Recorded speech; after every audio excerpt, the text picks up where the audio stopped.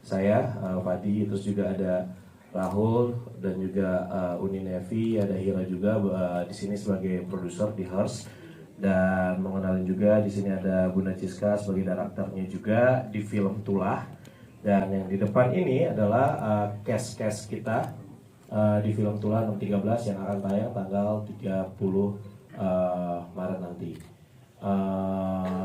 Di sebelah kiri saya ini kakak saya Mas Ojit, ini dari Maxstream. Jadi alhamdulillah filmnya setelah nanti turun dari bioskop pun langsung tayang di Maxstream, begitu ya. Mantap. Pro Indonesia ya, jangan sampai IP kita tuh perginya keluar. Maxstream aja cuy. Pas pandemi itu kita membuat beberapa ide cerita yang kami pikir ya semuanya menarik, cuman yang mana nih yang kita produksi dulu. Akhirnya ada satu ide menarik, horror psycho thriller, which is Tulah 613 ini yang kita paling excited untuk produksi. Jadi ini merupakan hybrid genre horror dan thriller. Nanti mungkin kalau teman-teman nonton akan ngelihat cerita ini seperti teka-teki yang akan terjawab di belakang. Tuh. Nah, kemudian keunikan lain biasanya horor itu dengan lagu-lagu yang agak menyeramkan. Nah, soundtrack lagu-lagu kita itu enggak ya, cukup enak didengar, lagu-lagu cinta-cintaan, enak didengar. Jadi dari soundtracknya juga berbeda dengan film-film horor lainnya. Dan untuk pemain-pemainnya ini, cast kita adalah pemain-pemain Indonesia yang sedang naik daun. Nah, ditambah lagi dengan cameo-cameo yang namanya udah nggak asing lagi. Nanti bisa dilihat sendiri pada saat nonton. Film yang bertebaran cameo gitu ya, ya. bertebaran cameo. Keunikan di film ini sih saya suka banget. Dari awal saya dikasih ide ceritanya itu udah tertarik banget, karena ini horor yang benar-benar beda. Yang kalau kita nonton ini mungkin kita nggak disuguhkan dengan jump scare yang mengagetkan gitu, nggak juga sih. Di sini justru lebih dikuatin masalah ceritanya, dan juga masalah terornya di sini juga berbeda dengan teror horor yang biasanya gitu, yang nggak cuma hantu-hantuan sih, walaupun ada hantunya tapi bukan itu menu utamanya sebenarnya. Dan ini lebih ke psychology thrillernya sih sebenarnya. Jadi makanya saran saya sih nonton sampai habis, nanti baru di situ akan temuin jawabannya. Itu sih. Perkenalkan, saya namanya Kanisa Periset, dan di film ini saya berperan sebagai Sarah. Halo semuanya, saya Erika Karina. Di sini saya berperan sebagai Putri. Halo semuanya, nama saya Michael Lindo. Saya berperan sebagai Abi. Halo semuanya, gua Tommy Barakba, di sini berperan sebagai Gilang. Terima kasih. Hai, makasih udah datang semuanya. Saya Omar Estelal, di sini berperan sebagai Kevin. Assalamualaikum, salam sejahtera semuanya. Saya Indra Pacik, berperan sebagai ayahnya Gilang. Satu-satu di kulit ini ya. Oke, iya, alhamdulillah dapat peran di sini juga. Film yang sangat luar biasa, skrip yang bagus banget dengan produser-produser yang sangat apik ya, yang turun tangan semua dari semua lini, mereka turun tangan. Terus dapat cast-cast yang menarik-menarik semuanya dengan lika-liku pengalaman pribadi dan di skripnya juga yang mereka dalamin. Akhirnya bertemu dengan mereka pertama kali, kita asik-asik aja ya. Semakin lama semakin bertemu makin lebih asik lagi, karena ini filmnya termasuk salah satu film yang psychological. Jadi semuanya akan bermain dengan ada traumanya masing-masing. Dan untuk menggali trauma itu lebih dalam, memang kita punya trik-trik khusus dibantu sama para produser, dan pastinya Mbak Ciska Doper juga turun tangan untuk menggali lebih dalam daripada karakter-karakter mereka pribadi gitu. Di menariknya juga lagi, di saat kita latihan, di saat kita reading workshop itu banyak sekali yang hal-hal yang bagus-bagus gitu, tapi penuh dengan perjuangan. keringat, air mata, dan cucuran darah juga. Jadi pada saat workshopnya seperti itu, dan pada saat syutingnya juga begitu juga. Banyak keringat, cucuran mata, pingsan-pingsan, melihat horor-horor, semuanya banyak banget. Jadi menarik sih. Nanti bisa dilihat lah kerja keras teman-teman semuanya di sini ada di film Tulah 613 ini, dan juga ini juga kita patut apresiasi untuk film perdananya Hearst Production yang sekarang ini udah menapakkan kakinya di industri film Indonesia. Memang ini urban legend yang memang kita ambil. Jadi kebetulan waktu itu kita sedang membuat cerita, ide dari Uni, terus Hira juga, yaudah deh kita buat horor, terus kemudian akhirnya aku godok sama Rahul. Cuman kita cuma bisa sampai di kerangka. Sampai akhirnya kita dapat penulis kita Vidya, lagi on the way juga ya kesini Vidya. Kita ngomongin tentang bahwa gue pengen harus ada urban legend atau sosok yang memang kita munculkan gitu. Jadi kita lebih bangga dengan kearifan lokal. Karena nggak mungkin kita pakai Dracula kan ya. Itu. Oke. Jadi ketika dapat urban legend, terus Vidya sempat brainstorming sama kita. Bang, ternyata aku tuh punya pengalaman. Sebenarnya sepupuku sih gitu, sambil dengan gaya Jogjanya gitu kan. Oh apa ya sepupumu gitu? Iya, waktu pas ke daerah, ini aku sebut langsung ya, Alas Baluran itu sempat mengalami kejadian hal seperti yang terjadi di film ini. Jadi ada satu scene yang nanti akan kita perlihatkan. Itu adalah kejadian nyata yang diambil dari pengalaman sepupu atau saudaranya dari penulis kita. Nah, waktu kita media gathering ke Bandung, itu ada salah satu wartawan juga yang ngomong bahwa ternyata di Alas Baluran itu banyak yang mengalami kecelakaan gara-gara hal yang terjadi di salah satu scene film ini.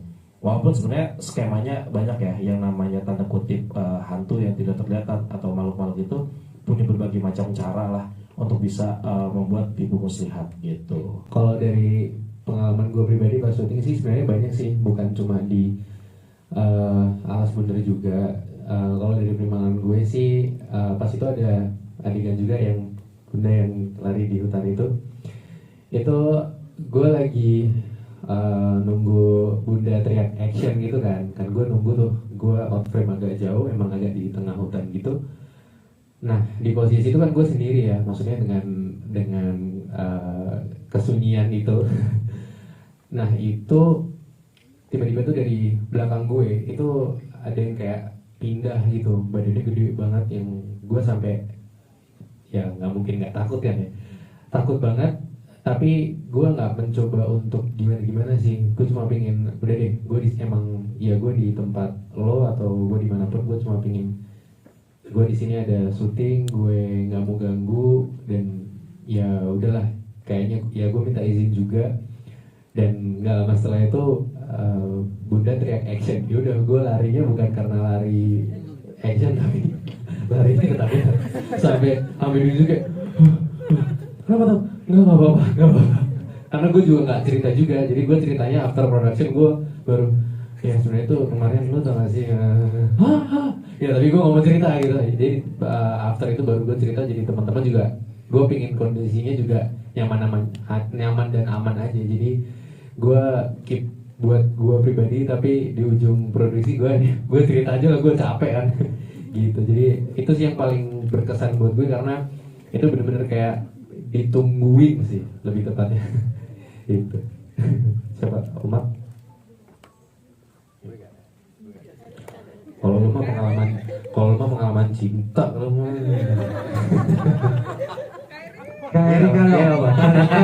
banyak ditunggu, yang ketawa banyak tuh. MJ kenapa sih? MJ udah jujur aja sih. MJ ulang tahun nih.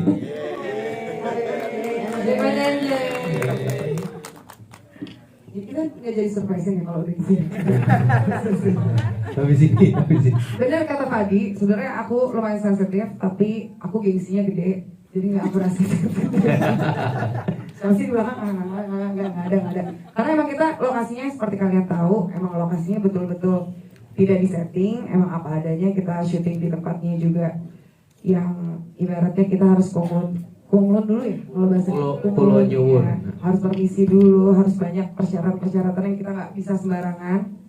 Jadi mungkin ada beberapa hal yang tanpa disadari mungkin aku atau teman-teman juga salah. Jadinya ada satu dan lain hal yang terjadi di lokasi gitu loh. Mungkin kalau kita positive thinkingnya adalah oh ya mungkin ini lagi apes aja atau apa. Cuman banyak banget kejadian-kejadian yang kayak ngehambat kita waktu syuting ya. Kayak misalnya mobil waktu itu kacanya pecah ya, Omar ya. Kita lagi hari pertama traveling itu kaca mobilnya pecah. Padahal nggak diapa-apain juga sama Omar ya. Kalau nggak salah cuma ditiup ya Omar ya. Pecah gitu. Disentil. Ada tenaga lainnya gitu ya. Dan lain-lain lah banyak. Emang gak masuk akal. Ya itulah maksudnya pentingnya kita udah, yang penting kita udah berbuat apa ya, semestinya ya udah permisi juga, mungkin ya balik lagi tempatnya ya. Itu aja sih yang paling bisa aku sharing. Ya mungkin nanti teman-teman bisa nonton sendiri. Aku juga pengen nonton nih. Sumpah aku gak sabar. Aku pengen lihat aku. Nggak ada, aku cuma denger dari cerita lu doang. Oh iya. Tapi dia pingsan. Antara nggak mau share atau dilupa-lupain. Dia mau cerita tapi takut pikir settingan. Oh iya. Oke. Sebagai orang perempuan. Enggak. Untung castnya dan krunya sangat amat ya seru banget ya. Jadi kayak even though tempatnya creepy dan menyeramkan, tapi kita masih tetap bisa ketawa-tawa gitu, masih bisa jogging dan masih bisa bikin suasananya lebih enak gitu loh. Aku grateful aja sih dengan cast dan kru ini karena mereka emang baik banget dan saling support, jadi syutingnya enak gitu. Maksudnya kayak nggak syuting, kayak nggak kerja sebenarnya. I had a lot of fun, itu benar-benar seru banget syuting ini. Dan ini salah satu project yang aku yang benar-benar syuting itu beda banget ya bisa dibilang. Kayak experience-nya benar-benar kayak capek banget gitu, kayak tempat-tempatnya kita syuting lokasi itu kayak menarik gitu. Apalagi nih aku ada satu scene sama si ini, Tommy. Ngomong siapa? Aku ada satu scene sama si Tommy ini, kita syuting satu scene ini berapa jam ya? 6 jam. Ini seharian ya. Basah kering. Ya, kita main air 6 jaman. keluar masuk sampai kita semuanya kedinginan banget. Udah kayak nge-freeze ya. Nge-freeze itu terus ya Tommy tuh sempet pingsan ya kalau salah. Iya. Tapi gue pas gue pingsan pas sama Caca Amerika. Kalau sama gue? Iya yang kalau gue yang lo pukul lo pukul. Itu. Maaf ya. Iya. Gue tahu kok, tapi kayaknya hati kecil lo kayaknya sengaja kayaknya. Maksudnya kata Rahul harus se-realistic as possible ya. Iya. Kan Rahul. Iya. Kita itu syuting kan tadi 2 minggu ya. Dan lokasi itu selain di Gunung Bunder, kita ada juga di sekitaran Jakarta dekat Cibubur situ ya. Banyak set nanti kalian lihat sendiri itu ada di mobil. Jadi konsepnya kita di mobil itu sempat juga di flyover Antasari itu kita syuting. Bukan ya? Casablanca, flyover Casablanca kita syuting. Itu di mobil kita berlima, siang bolong. Dan untuk keperluan sound kita nggak boleh pakai AC. Jadi selama flyover nggak ada kaca yang terbuka, tidak ada AC yang nyala, ya kita benar-benar menghirup udara dari hidung masing-masing yang lainnya. Mantap. Tapi fun karena kita pas reading itu kita lumayan kenal satu sama yang lain ya.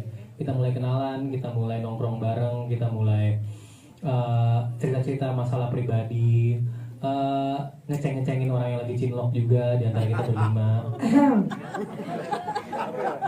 Ada.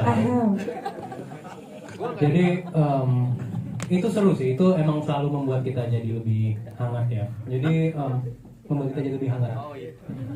Yang cinlok mungkin menghangatkan kamar kan. Bukan cinlok loh. Bukan cinlok ya? Cinta segitiga loh. Jadi gitu, kita segitiga rupanya. Ya udah. Jadi gitu sih. Selama 2 minggu kita lumayan kerasa agak menarik karena selama 2 minggu itu pas kita rap ya, kita keluar dari mobil rap, gue sempat ngobrol sama Tommy. Ini kok rasanya kayak 2 bulan, di waktu yang bersamaan rasanya kayak 2 hari. Karena emang 2 minggu itu bener-bener agak menarik gitu waktu, cepat tapi lama gitu. hangatnya kerasa kayak lama tapi cepetnya. Ini gue ngomong-ngomong PR sih biar dapat job lagi dari Hers. Makasih. Dan sebenarnya kalau misalnya mau ngomongin tentang angka 613 itu juga punya arti yang akan dijelaskan di film. Jadi nggak perlu sampai terakhir karena dari opening aja kita udah ngasih Easter egg-nya juga tentang arti 613. Nah, tapi sebenarnya kalau misalnya kita mau tarik lagi, kenapa kita harus memilih angka 6, 1, dan juga 3? Mungkin ada beberapa yang percaya bahwa angka 6 itu adalah angka devil, itu 13 angka sial gitu. Walaupun gue 13 Februari lahirnya. Mudah-mudahan nggak sial sih ya, gitu. Akhirnya punya film nggak sial dong berarti, gitu. Memang kita pengen kasih lihat bahwa ada psikologi dan juga thrillernya itu, gitu. Emang kita mendesain poster ini tuh sedemikian mungkin biar bisa menarik penonton bahwa ini tuh ada 4 masalah yang berbeda dan wow ternyata dapat banget gitu pesannya.